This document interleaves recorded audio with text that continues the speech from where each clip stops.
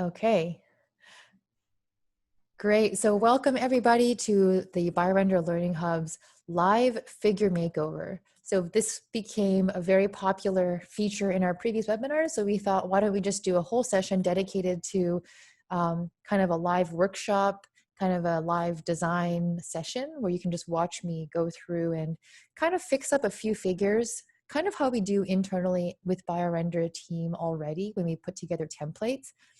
You get to kind of see some of our tips and tricks or secret sauce that we use to make some figures go from, say, 80% to 90% to like really, really shine. Okay. So I think there might be a few people in the room who have perhaps not used BioRender before.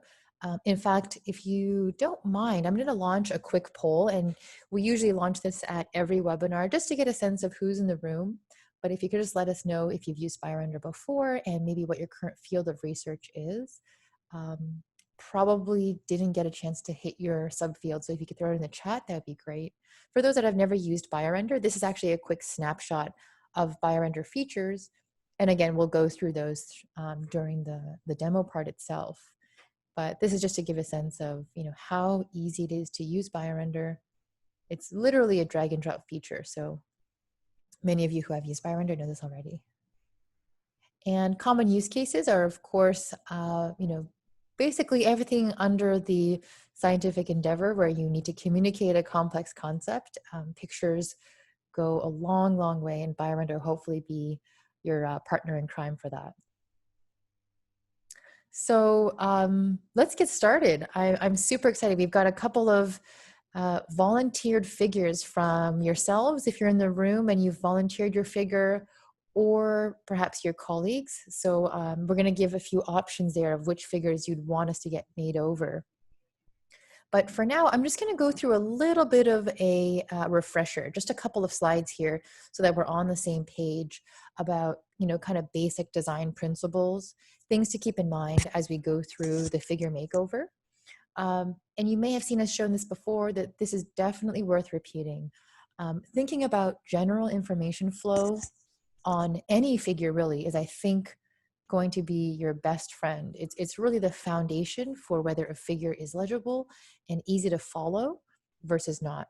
And it really basically follows, I would say, one or two of these 8 designs or 8 compositions.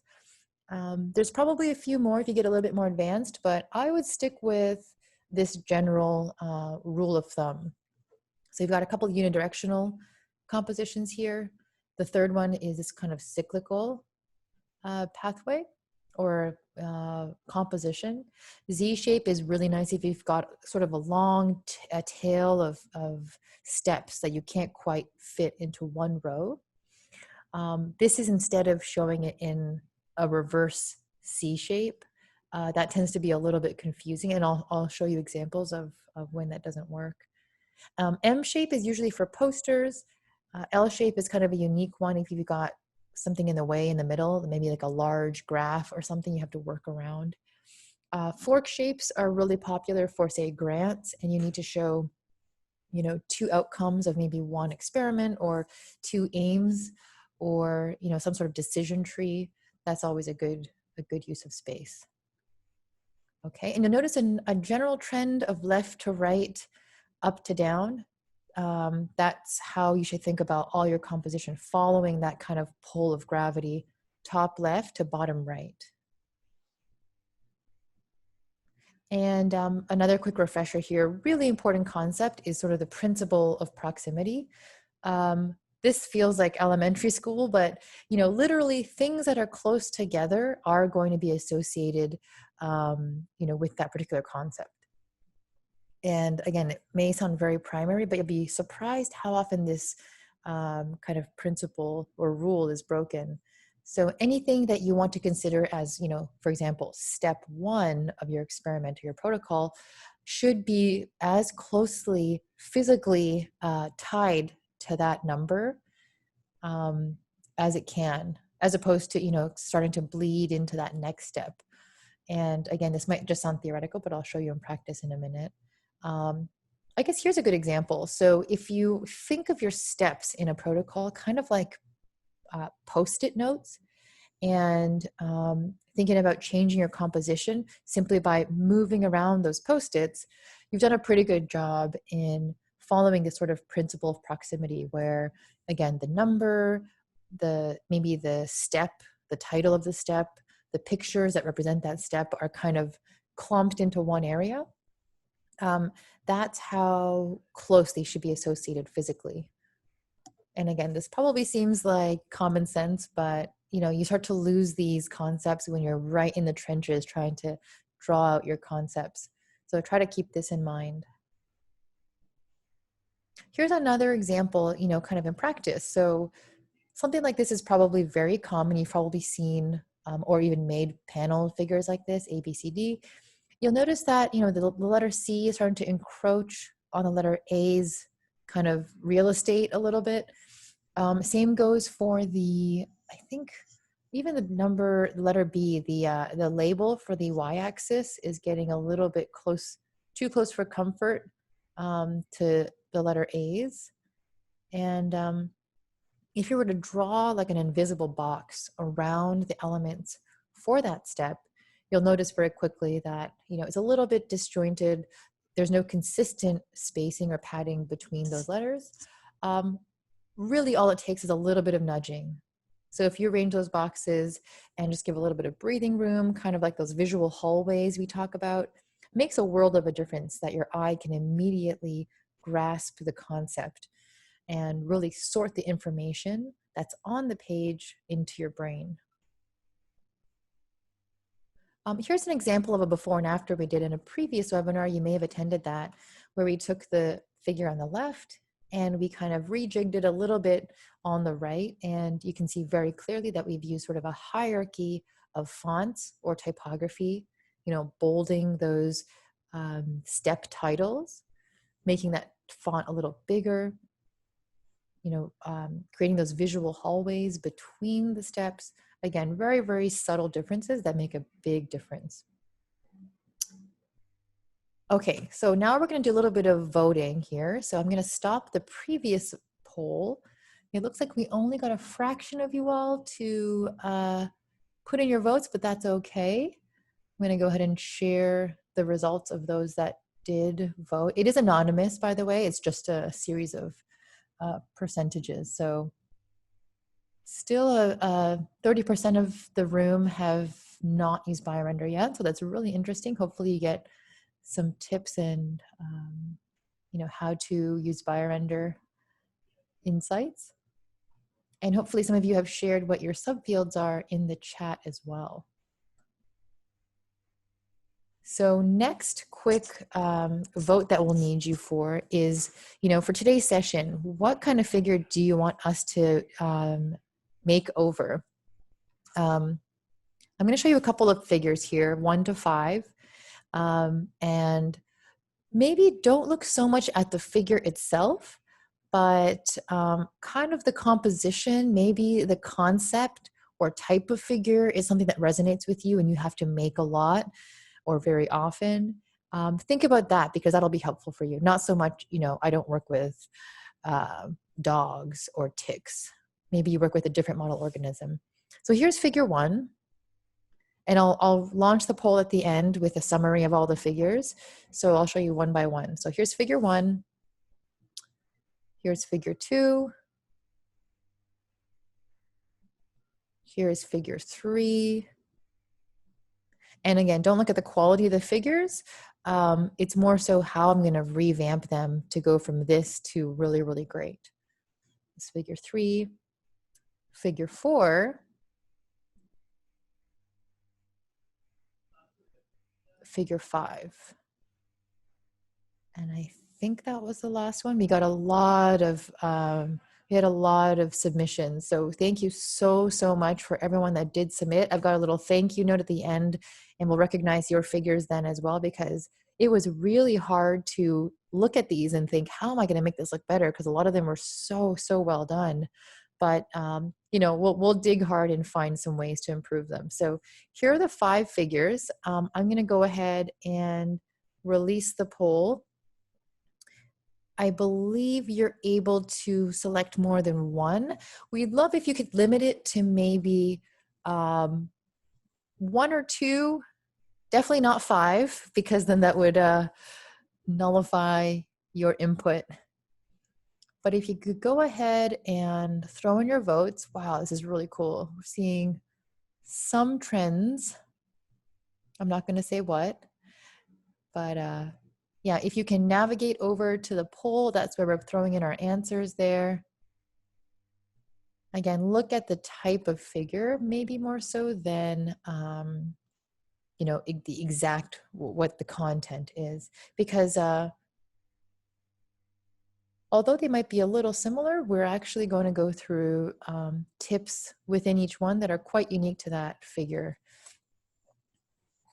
And even if none of them resonate with you, I promise you'll definitely get some design tips out of just watching someone revamp a figure from, again, at this stage to, you know, a little bit more cleaned up. So we'll give you a couple more seconds there to throw in your votes. Looks like we've got quite a few of you to throw in your votes already. And I do see a few taking the lead. And who knows, we might have time to do all five, but I'm going to do it in order of popular vote, just in case we get a little carried away with one or two figures. Sometimes that happens because you get some questions along the way. All right, so I'm going to stop the poll in about 10 seconds, and then we'll get started into the demo itself. I think we're making some pretty good time here. Okay, I'm going to end the poll and share the results here. Pretty cool. So 54% of you want us to do a makeover of figure 1. And then coming in second is figure 4. Okay. Third is figure 2.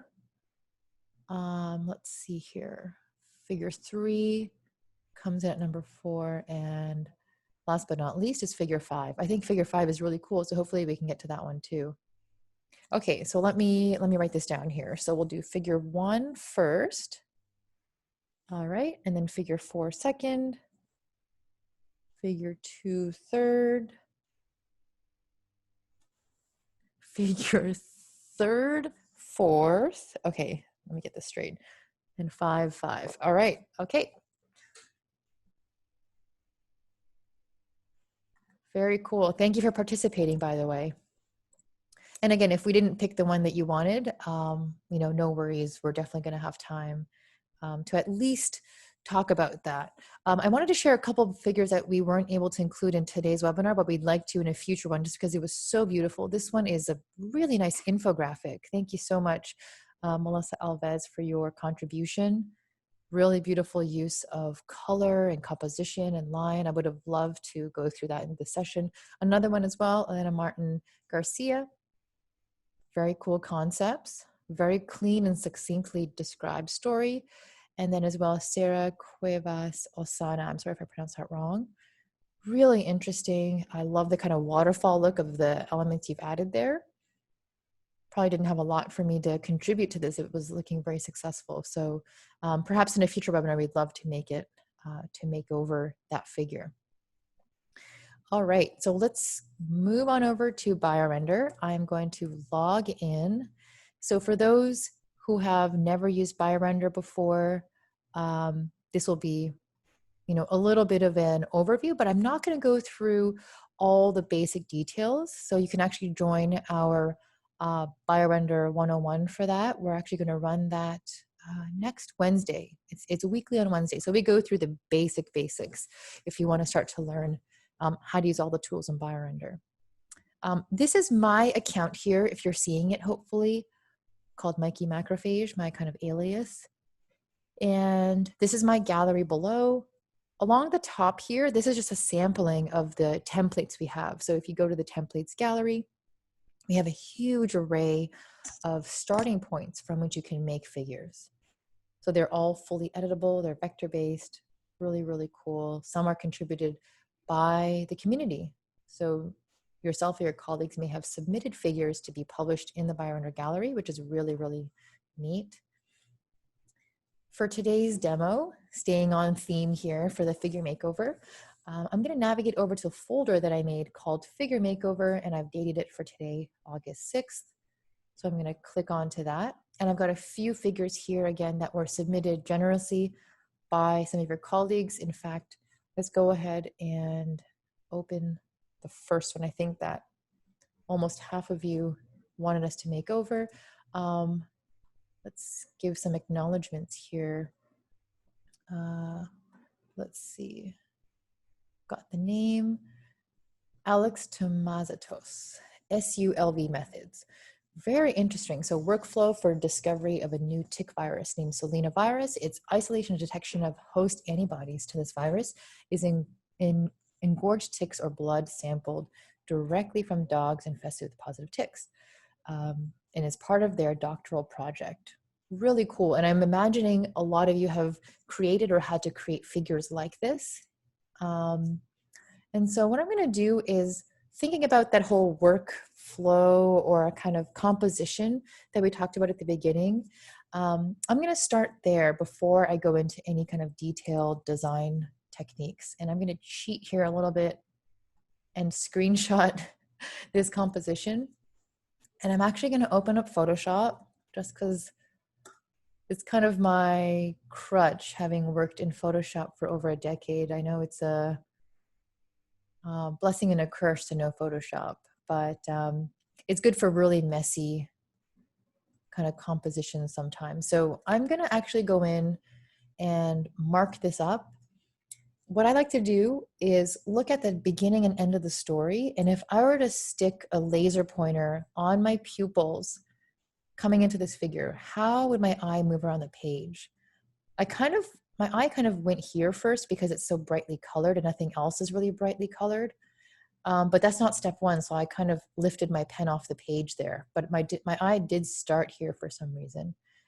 So then my eye kind of goes around and says, oh, I'm breaking rules. I got to go find where number one is. It's probably here, I think. And I'm going to go down because I think that's where the person wants me to look. I'm going to go down, and then there's this kind of fork in the road. So, okay, that's fine. It looks like several things happen. And then there's this kind of cool side story. But I think it's also related to this previous thing. So this is some really interesting information happening here. But, you know, I want to get back on that train and continue down that path that I think I started. And okay, I've got another fork in the road. This happens. Continuing on down. Looks like got gathered some raw data and then back again. Oh, and before I leave, there's this kind of offshoot. So there's a lot happening. You can see that it's hard to pinpoint which of the kind of composition rules we're actually following here. It's a little hard to know. I think it doesn't follow any of those rules. So I think one thing I can do here, I'm going to remove my pencil marks, is I think I'm going to flip the composition because, again, starting going right to left is a little uncomfortable for me. Again, the general gravitational pull should be in this general direction, like this. This goes for many paintings. If you're an oil painter, you might know this. If you're a photographer, you might know this. If you shop on Amazon and you look at the way products are lit, light source is usually top left. I don't know why, I didn't make the rules, but imagine a sun here and casting shadows. For some reason, you know, well, obviously right to left, left to right is how we read, but up to down is the way gravity falls. It could be a combination of those things, but in either case, that's where our eyes like to travel. So I'm going to actually flip this composition horizontally. Already, I feel a little better because I think we're starting from the top left, and I know I can start up here.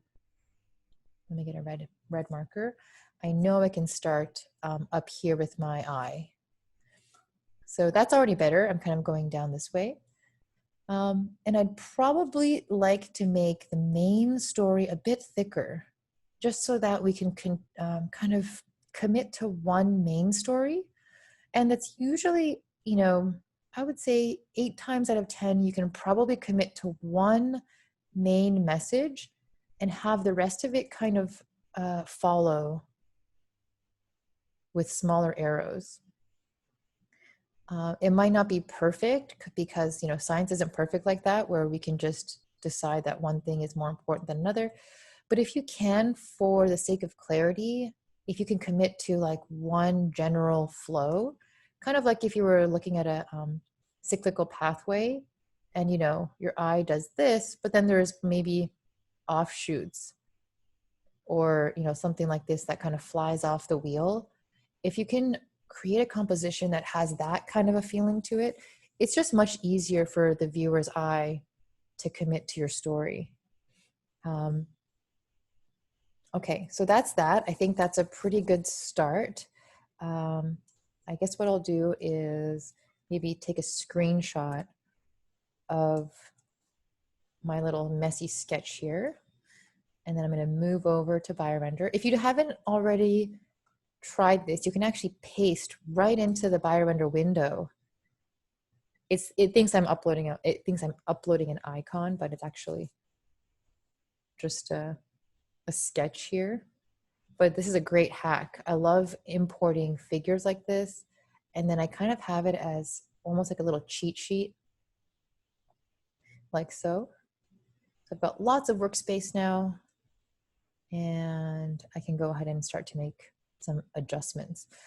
One other thing, and I'm going to be really nitpicky here, so hopefully you can take this into your next figure. You'll notice that the use of text is a little bit inconsistent. By the way, this figure is beautiful, so it took me a while to figure out how am I going to make over this figure. Some things are inconsistent, as in when I looked at this, I thought this was labeling this object, so I thought this was other hosts, but it actually is two different entities. Whereas in this case, the text is actually the label for the object. So be careful when you start to use the same size text all over your figure, because that can communicate very different things. So in this case, if you're talking about other hosts, maybe that needs to be in some sort of box, like this. Then that kind of describes, that's kind of this entity. Maybe I'll make it a bit more subtle, but you can kind of do that. I'm going to flip the direction of this dog. I think maybe the dog is also important for the story because it sounds like that was your thesis. So I'll put the dog on top because we want to make that a little bit more, special, more important. And I think they're pointing at the same thing. So maybe instead of two going into one, we'll have one of these bracket lines.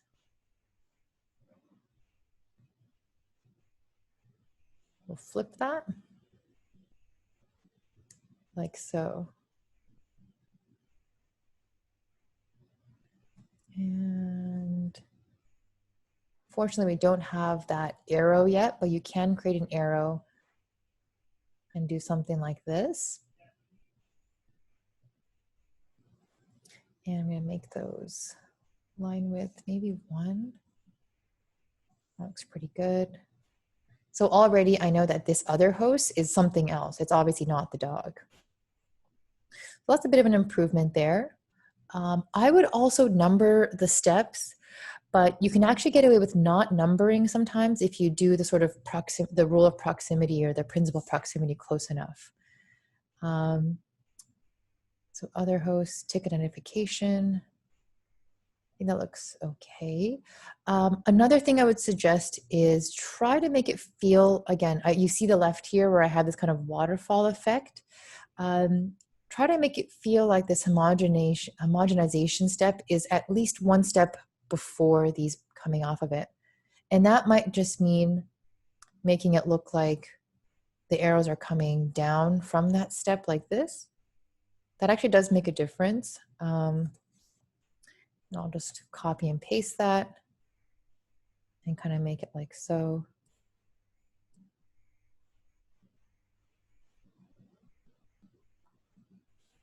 Maybe we can even shorten this a little bit. You'll notice that a lot of design ends up being just pixel pushing, we call it in design, in the design world. But you know, that could also be important, is just kind of like those last little bits of making something really stand out. Blood sampling. So this kind of has to go onto the other side. So we're basically gonna flip everything. Gonna ungroup. I do like how they've grouped things, so it makes it easier to move things around. I would definitely recommend that if you're at the stage in your drawing where you're able to kind of move things around piecemeal like this. It is nice to have things grouped. So I'm gonna maybe group this all together. I'm gonna group this in BioRender. By the way, to group it is just Command G, or you can go up here and click group, like so. Okay. So I'm gonna follow my sketch here because otherwise I think I might get the science wrong. Get a little smaller and move this over here.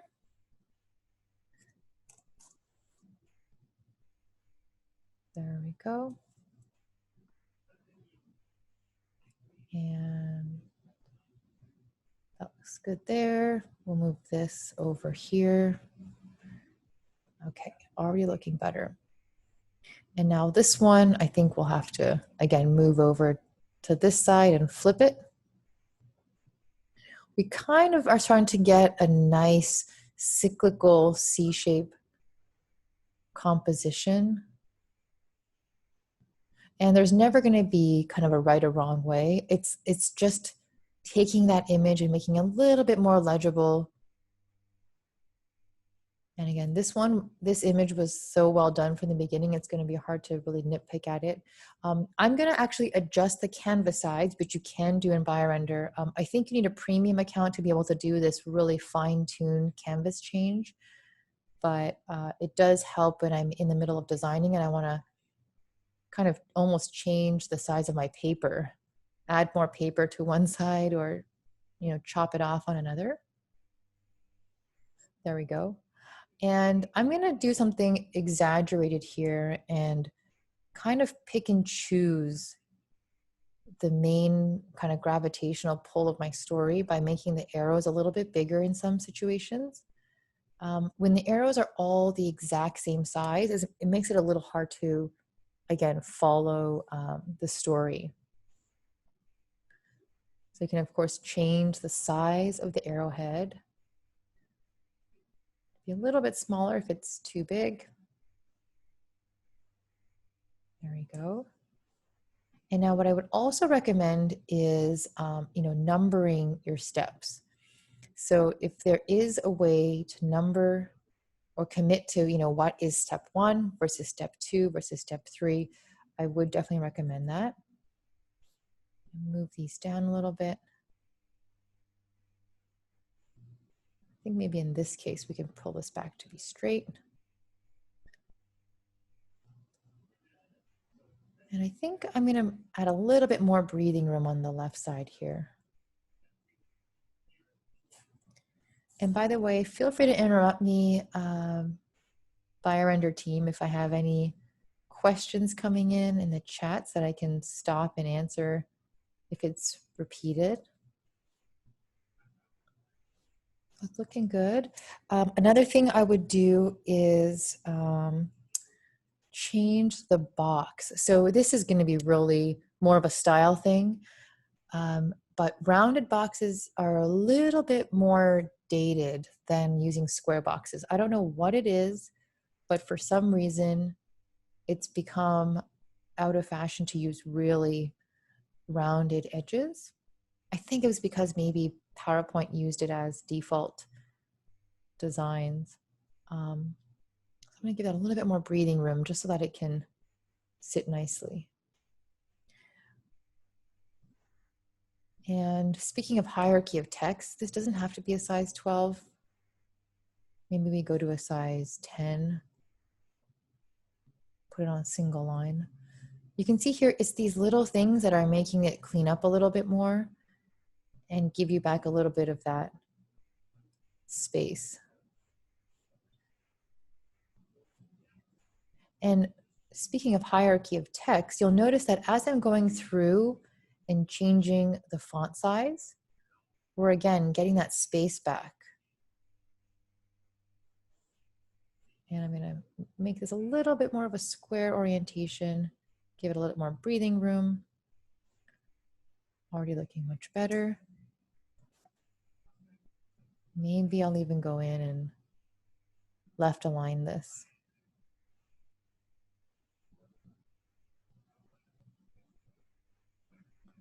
There we go. Okay.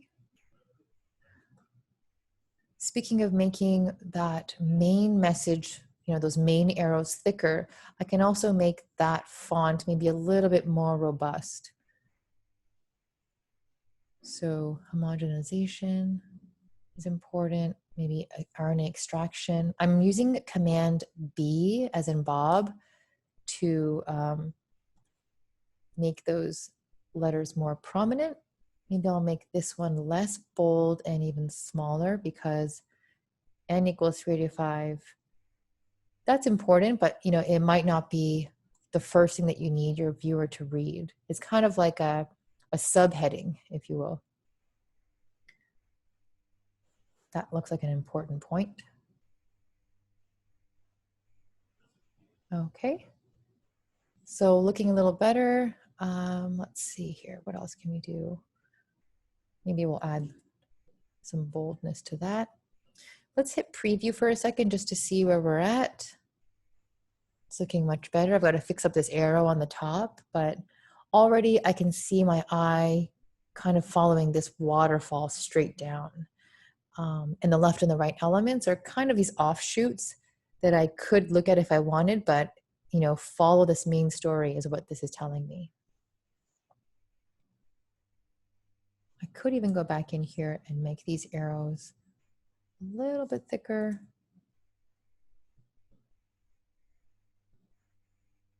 Like so. I'm going to align these to be exactly in the middle. Oh, I think it's shifted.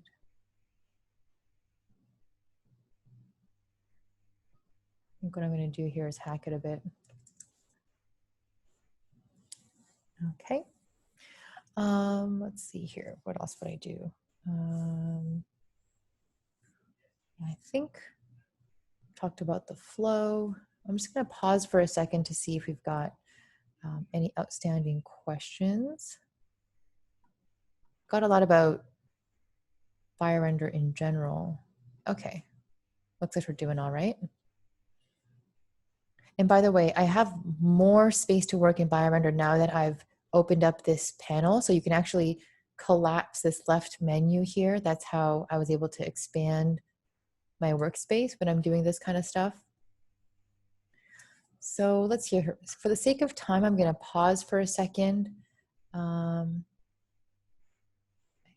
think I'm going to do one last thing here, and that is to kind of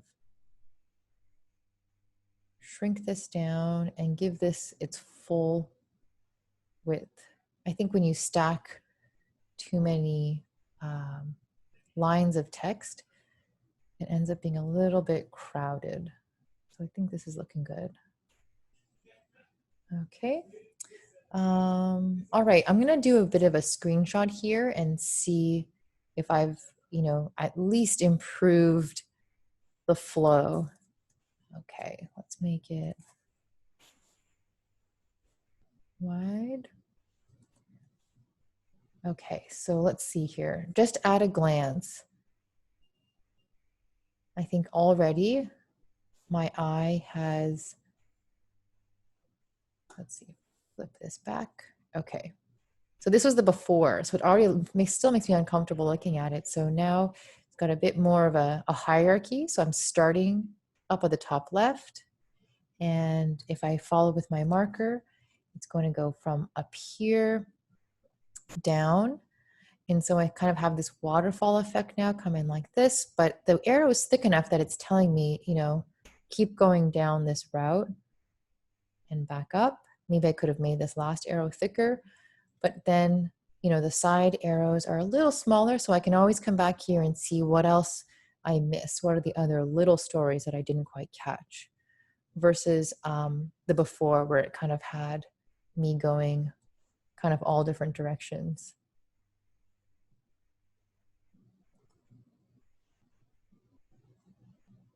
Oh, I think I deleted the last one. Okay, so let me go ahead and throw this into our little before and after shots here. Okay, and moving on to the next figure. I could have probably spent a bit more time on that one, but for the sake of time, we'll move on to figure 4. Figure 4 was, okay, this one's really cool too. So this one was from Maya Matsumoto. So thank you for submitting that. Very interesting. Key questions on RNAi and tetrahymena caption. Tetrahymena caption is that the RNAi biogenesis pathway in tetrahymena produces about 23 to 24 nucleotide siRNAs through a series of RDRCs. Very cool. I think the challenge was you wanted the figure, you wanted the questions to stand out in this figure, since you had a previous figure that is just the pathway, but you're having some trouble figuring out the best way to focus on the questions without them being too overpowering. Very interesting. So there are 4 questions that you're trying to dig into further here. And the pathway is kind of like the middle, sort of the, centerpiece. And you want the 4 questions to be surrounding the sort of centerpiece, but not be too overpowering. And I actually think you did a really good job here in laying out the foundation. There's probably just a few things I would fix up. Now, as far as readability, really good job of sort of the left to right composition, very linear. I guess these little arrow boxes kind of point my eye, left to right and then down or up. So I wasn't quite sure what those were referring to, if they kind of were meant for me to draw my attention away from this process. One thing I would do is certainly maybe give a little bit of breathing room to the middle section. So right away, I kind of want to just go in here and spread things out a little bit, but because we have the real estate to do so, why not use that white space? And, don't be afraid to take advantage of some of the white space you have. So again, principle of proximity, you don't want things to start bleeding into the previous step, I guess, or concept. So already looking much better. Whenever you can, try to keep them, I guess, in a single row, because sometimes that also gets a bit difficult to read if you've got too many rows with orphan text. Orphan text is just when one word hangs on its own in the next line. So that looks pretty good. You can see they followed a really nice kind of hierarchy of text as well, hierarchy of font, where the main story has these bolded words and letters, whereas the kind of labels for the objects are this more softer font. And that's a really nice design rule that you're following. I also like that you've used kind of this beige, yellowy color for the boxes themselves. It's not like a bright red where it's in your face, so I think that's a good option. If the shape, this kind of pentagon, is not critical, I'd maybe avoid using that. So let's try it out. Let's use just a plain box and see if that doesn't clean it up a little bit. So, and many of you may not know this, you can actually, for the boxes and I think circles, the boxes and circles, you can actually just double click into it and it becomes a text box. So it expands and changes to the shape of the box. Really handy if you want to dynamically change the shape as you're typing instead of having to do this where the text is a group within the box. Anyway, that's a good way to do it. Maybe you can even do Q1, because I didn't really know that that was a question necessarily when you first described it. So question 1, question 2, I think was kind of around here. So I'm going to copy and paste that. Q2.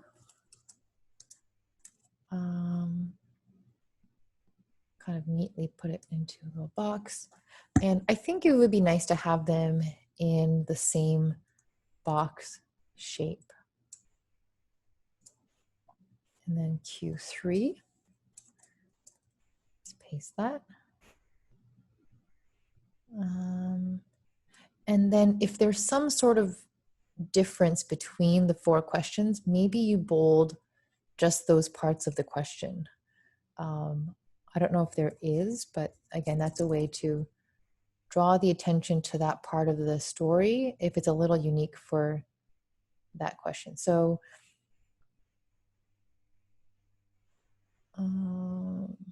doesn't look like it, so I think that's okay. And maybe you want to make this question 3 and not 4 so that we're following that kind of Z pattern.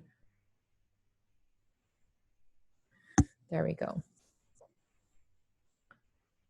So that kind of looks a little bit more like these are independent, almost like a textbook caption, you know, compared to the central story itself. Now, if it's relating to maybe a part of this pathway, you could just be really explicit and again, use kind of like a bracket system and then say, you know, hey, this concept actually refers to this part of the pathway or the process. That would make it nice and clear as well. I think this was kind of relating to this area. And by the way, if you want to start to make sure that everything's lined up and kind of aligned with previous steps, you can use kind of our align tool. And maybe I'll align them by the bottoms. There we go. Now again, this might not make sense, but if this is important to you, you can use something like this. Flip that. And I'm not so sure anymore about the boxes. I think it's competing with the rest of it. So yeah, I probably actually not use it. Sometimes it just takes some trial and error to see, you know, is it going to work? No, I'm going to go with a different design strategy. Cool. Now, if these 2 concepts relate to each other, you could do something like this as well. But I'm not too familiar with the story enough to make that call. I guess I can leave that in for now, see if that jives with you or if that tells the story. And I think you did a good job otherwise. I'm not really much else to describe here. If you want to draw the user's attention to maybe a certain part of this pathway because everything's a little bit the same value, if I were to turn this to black and white, everything's kind of the same darkness or lightness, if you can imagine that. So if I were to turn this into like a bright red, my eye goes right to the middle there, like a bullseye. That would be my other feedback if you really want to draw someone's attention to a certain part of this. But otherwise, I think this is really clean and consistent. So let me throw this into our little before and after here. Okay. Cool. So it looks like we've got time for maybe one more, which is great. I think figure 2 was the 3rd popular vote. Figure 2 is this one. A little bit more chemistry involved as well. But definitely some general concepts that I think we can all walk away with. So thank you to Wajahat Abbas, and I'm so sorry if I pronounced that wrong. This one is on PC PSPANBs oxidation. Sure, there's a better way to say that. So apologies if I butchered that title. Here we go. Let's open this up.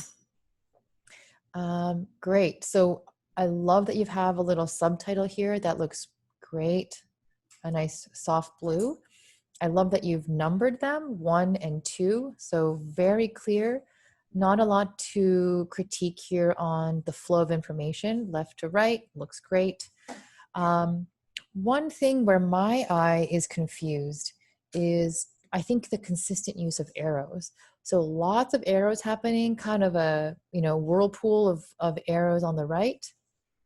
And then we've got arrows of H2O moving into this kind of structure that dissolves and moves, chemicals outside of this cluster. And we've got another arrow here that I don't know if it's a movement arrow or a label arrow. That I would like more clarification on. I'd probably just talk to you about what it is that you're trying to describe. And then I'm also not sure about the before and after. I think these are supposed to be 1-to-1.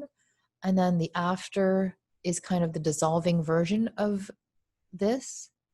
So what I would do in any scenario where you're comparing apples to apples, I would always try to keep it on the same plane.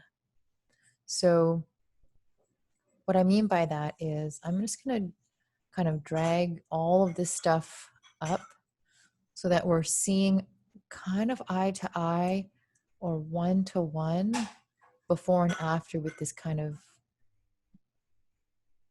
coated bead. And, unless it actually shrinks and then dissolves, I would even make it the same size. So again, it's exactly 1-to-1 on the same plane, because you want to make your viewer do as little work as possible, just left, right, comparison 1-to-1. That's all you want them to have to do. And I'm going to assume that this actually is labeling this object and not moving, because it kind of looks like the potassium persulfate's leaving the bead, but I think what you're trying to do is label it. And correct me if I'm wrong, if you're in the audience, but I'm going to go ahead and, first of all, reverse that arrow. But second, change that from an arrow to a line with this dot at the end. And again, you may know this already, but this is a really nice technique to labeling things. And I'm not a big fan of using bendy arrows to label stuff. In industry and illustration, we like to use the kind of harder edge elbows. So you can actually change the arrow type in BioRender even after you've laid it down. So it's a curvy arrow. I'm going to make it a bent arrow like this, just by clicking. And there we go. I've got this really nice kind of hinge. And that automatically looks like one of those anatomy textbooks, like I'm labeling this bead. Again, I hope I'm not getting the science wrong here, but if I am, then you can go back to that arrow of it, leaving the bead. But if you're trying to label it, I would do this instead. Okay, so that's already looking better, 1-to-1. This arrow, I suppose, doesn't have to be so, I guess, dramatic, or I guess even green for that matter, because it's kind of competing with the teal of the beads and all the other arrows. So maybe we'll just fade that out into, a gray or something like that. And if it's not traveling like a tumultuous path, it could probably just be a straight arrow. I double-clicked that node and it disappeared. So why don't we just go ahead and make it a straight arrow like so. I'm also going to make that this type of an arrowhead. Okay, so already 1-to-1. I wonder if we even need this line if we're using the principle of proximity well enough. Again, the principle of proximity says that if we associate things close enough to the object that it's describing, we don't really need to add lines and such. So I think that's looking all right already. And one other thing is, this is more of like I guess an illustration tip, is the before bead actually looks like it's dissolving more than the after, because the after, these lines look a little darker and thicker. It almost looks like it's gotten a thicker coating, which I think is not the story you're telling. So maybe we make this a little darker just for the sake of storytelling. And then I'm gonna kind of move these out of the way. I really like that you used the lined circle. Let's see here. I'm gonna undo that. Bring this back and make that nice and thick. There we go. And I wonder if I can remove this back part. There we go, found that layer. It was group within a group within a group. Okay, there we go. So that's already looking more like it's dissolving, because again, it's kind of that one-to-one. And then I'd even make this a lighter gray. So now it looks like it's really dissolving, and that's the before, this is the after. Okay. And it's cool because even some of these beads are starting to fly out. I think that works well. Could even exaggerate that. If you do want a little bit of a trick on how to show space, you can actually shrink down some of the balls and decrease its opacity. This is a bit of a expert move, but if you want to show kind of a plethora of something, it kind of just looks like there's lots of them flying out. Okay, so for sake of time, I think I'm going to pause there and maybe just re-stretch my canvas a little bit. Now, if you're working on a restricted canvas size, obviously you don't have this flexibility. But if you do, then that's great, because sometimes the design is dictated by the content. Okay, so I think we got through a lot here. Didn't get through every single figure, unfortunately, but I think we got through quite a bit. So what I'm gonna do is do a real quick before and after. So this is the before, this is the after. Things a little more tidied up there and clean. Now I also know that these are 4 questions. Even if I didn't read the caption, I know that it's Q1, Q2, Q3, Q4. Whereas before, I wasn't really sure what was happening with those questions, if they were, proteins themselves or what. So I think that's looking a little bit better. Here's the before of that bead. And here's the after. See how that level of 1-to-1 on the line, on the horizon line, makes it much easier to make that comparison. And then we made a little bit of a difference in the before and after, so it was really obvious that that bead was dissolving. So here's that before, and here's the after. Okay, and last but not least, our dog with ticks, before, and here's the after. Probably a little bit more I could have done here, but I think in general, the flow of information definitely has improved from the left to right, up to down. Here's an example of a figure that we did in a previous makeover. Again, looking at that composition, left to right and then backwards, which you want to try to avoid. And then here it was fixed up. Again, that Z formation, which is much cleaner than kind of going through that sort of upside down Y and backwards C shape. And of course, we threw in some numbers to better label those steps.